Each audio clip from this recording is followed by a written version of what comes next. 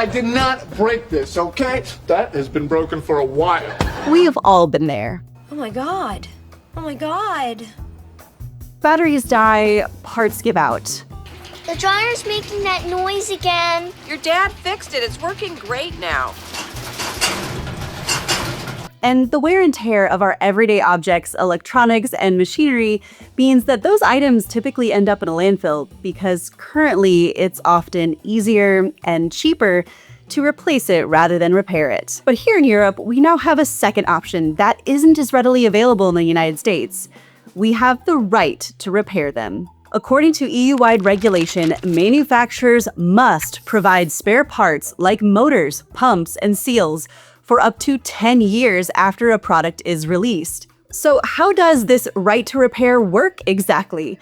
How does it impact design decisions and warranties of European products? And which American companies are lobbying the government to make sure that the right to repair doesn't make its way across the Atlantic? Well, let's take a look.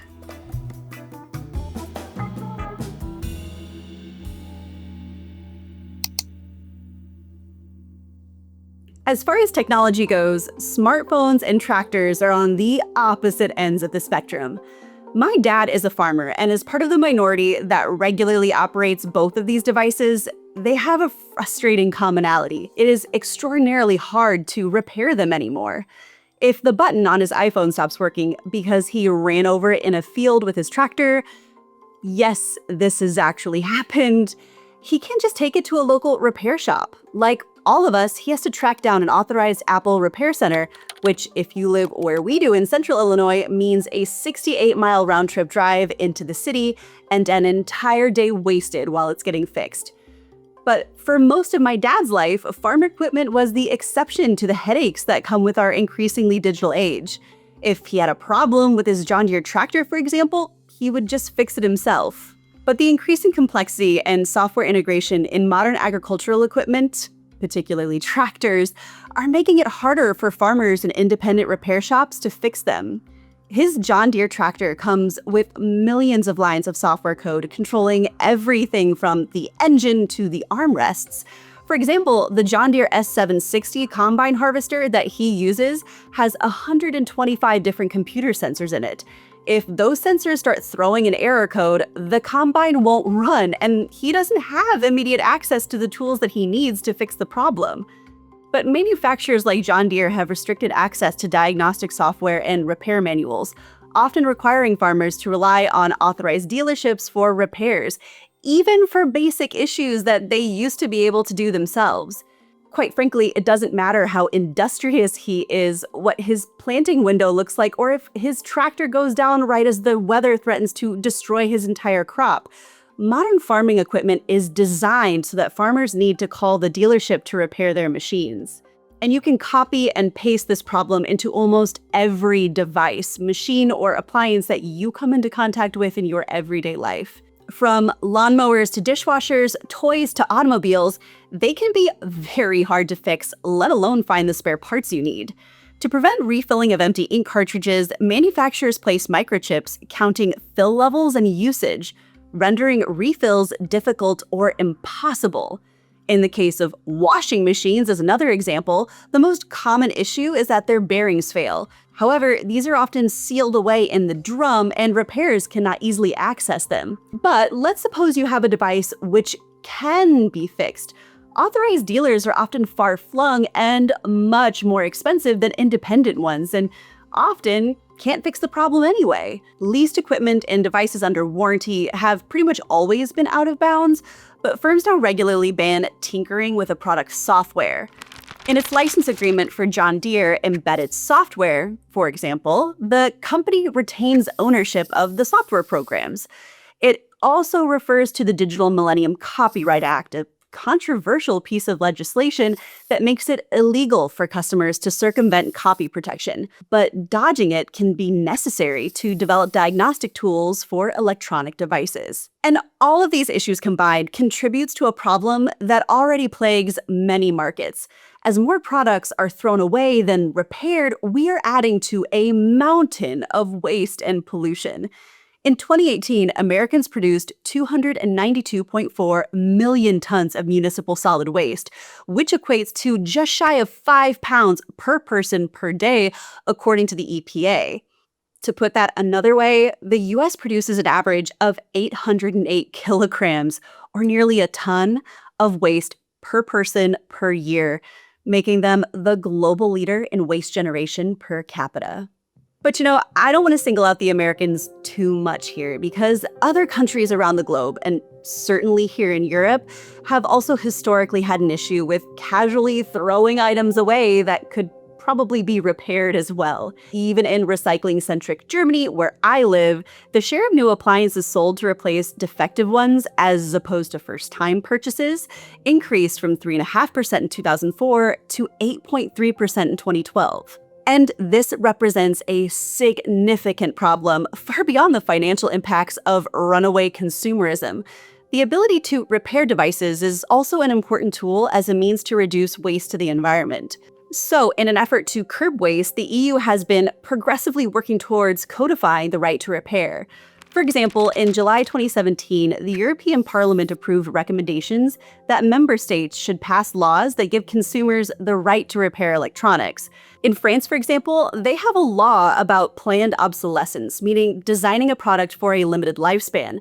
This is already an offense there, punishable by up to 300,000 euros in fines, or up to 5% of the maker's average annual French sales, whichever is higher. Manufacturers must also tell buyers how long their products are likely to last. But all of this momentum culminated with the EU Right to Repair Directive, formally adopted in April of last year, which legally codifies the consumer's right to repair. So what does this look like if you are a consumer here in the EU? For starters, if you purchase a new washing machine, for example, that comes with a 2-year warranty, you happen to repair it after owning it for around 23 months. Well, goods repaired under the warranty will benefit from an additional 1-year extension to the legal guarantee, further incentivizing consumers to choose repair rather than replacement. Consumers may also borrow a device while theirs is being repaired, or if it really cannot be fixed, opt for a refurbished unit as an alternative. So you won't be forced to use a laundromat or wear dirty clothes while your washing machine is being worked on. But what happens if your warranty expires? Well, this new law means there actually isn't a need to fret. After the legal guarantee has expired, the manufacturer is still required to repair common household products, which are technically repairable under EU law for a period of 5 to 10 years, depending on the product and the spare part in question. This list of legally mandated items which the manufacturer is obligated to repair is shown here on your screen. However, regulators have mentioned that they anticipate and welcome this list expanding over time. But importantly here, the obligation to repair these items is irrespective of the country of origin. If they're for sale on the EU market, they must be repairable. Full stop.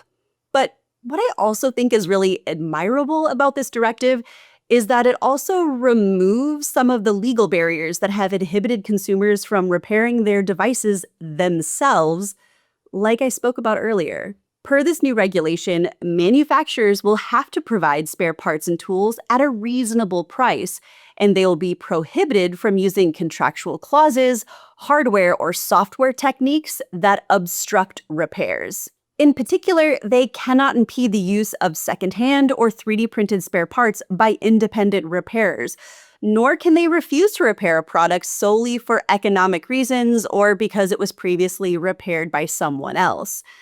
For my non-EU viewers, just a quick note here, how EU parliamentary directives work is that once the directive is formally approved by the Council and published in the EU official journal, which it did for this, by the way, in July of last year, member states have 2 years to transpose it into national law. So, for my EU viewers, depending on which country you reside in, these laws may already be in effect or being worked on currently. They still have around 12 months to make the country-specific regulations. And while we're on the subject of useful products that actually help improve your agency and digital footprint, I want to give a shout out to the sponsor of today's video, Incogni. If there's one thing that I think we can all universally agree on, it's that no one likes spam calls or emails. But have you ever wondered, how did they get my phone number in the first place? Marketers buy your personal profiles from data brokers and scrape your contact details from people search sites like Google or Bing Search, as well as more complex data brokerages that contain detailed information about your financial records, medical history, and more. Of course, in addition to this sort of information, these databases also have access to your phone number, which can generate further calls. This isn't usually dangerous, but can result in constant, everyday disruptions and increased stress. Now, the good news here is that we actually have the right to demand that our name and information be taken off of these lists. The bad news is that it's really hard and laborious to do it. But thanks to Incogni, I don't have to be worried about this happening again because they're doing the legwork for me and taking me off of these lists. If any of these data brokers push back, Incogni continues to push them until your information is deleted from these lists. I signed up for this a while back when they contacted me about sponsoring a video, and it really has made me feel so much safer and less bothered by unwanted spam calls. Plus, I can actually use their dashboard to see them working in real time as they continue to work to guard my privacy. So if you too want to take back your privacy, use code ASHTON at the link below in the description of this video to get a big discount, 60% off the annual plan of Incogni. Now, despite the obvious benefits to this regulation, to be honest, so long as there has been the right to repair regulations that have been gaining steam, so too has the pushback from industry. Case in point, repairing your automobile. While the National Automotive Service Task Force, or the NASTF, established an online directory for accessing manufacturer information and tools all the way back in 2001, a study conducted by the Terrence Group found that around 59% of independent repair services continued to struggle to get access to diagnostic tools and parts from manufacturers. At the same time, the share of electronic components in the total bill of materials of a car also rose from 5% in the 1970s to over 22% in 2000. The increasing hybridization of cars brought the need for special tools that a manufacturer only shared with authorized repair services. In response to this, the first successful implementation of right to repair came when Massachusetts passed the U.S. first right to repair law for the automotive sector in 2012, which required automobile manufacturers to sell the same service materials and diagnostics directly to the consumer or to independent mechanics, just like they used to exclusively to their dealerships. But while this was definitely a step in the right direction, narrowly focusing in on the automotive sector, or just on automotive products specifically, also really tends to highlight the patchwork of systems and band-aid fixes, rather than a real comprehensive right to repair law for all products in the US. Firms argue that restricting repairs, whether by individual consumers or businesses, helps to protect their intellectual property and works on behalf of buyers.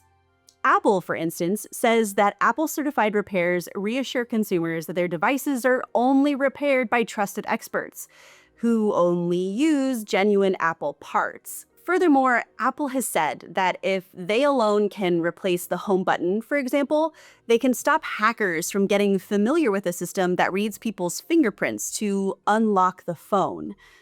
But to what degree this is a legitimate concern remains to be seen. When Nebraska floated the idea of a right to repair law for electronics, Apple actually sent a lobbyist who reportedly warned local politicians that the legislation would make armies of hackers relocate to the state. Seriously. Now, while the bill was introduced in 2022, perhaps not so shockingly, it did not proceed further into the legislative process. What appears to be happening in the meantime is that in an effort to avoid statewide or nationwide regulations, manufacturers have been making small concessions, likely in order to avoid more comprehensive regulation and promote a vision of sustainability and responsibility. In 2022, Apple started enabling customers to repair batteries and screens via their self-repair program, allowing users of the latest iPhone models to fix their devices themselves using genuine Apple parts and tools, which sounds great on the surface. However, those who champion for meaningful right-to-repair laws are not really impressed by Apple's concessions. For starters, it has only been made available in select countries, and it definitely is not cost-effective. Prices of the replacement parts are on par with what you might pay an Apple-authorized manufacturer for repair. Plus, you will need to fork over a lot of cash just for the tools to fix it yourself. To be fair, you can rent them for around 60 euros for the week, but US repairers reported being charged $1,200 on their card until the kit was returned, with the threat of it being withheld if not in the exact order. And last but not least, one of the biggest issues with the program is the long-standing manufacturer technique of part pairing and serialization hindering repair.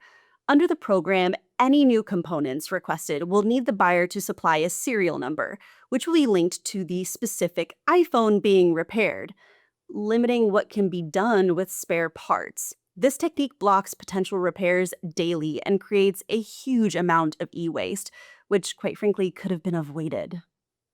And at the end of the day, the right to repair isn't just about agency, but also about designing products that are truly user-centric. Access to all spare parts and repair-friendly designs must also come hand in hand with allowing for disassembly with tools that are common and not proprietary. And speaking personally, this topic also begs the question of what it means in 2025 to actually own something anymore.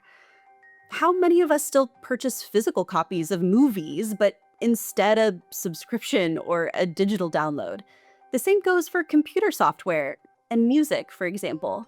In our increasingly digital age, manufacturers regularly limit what people can and can't do with the stuff they buy.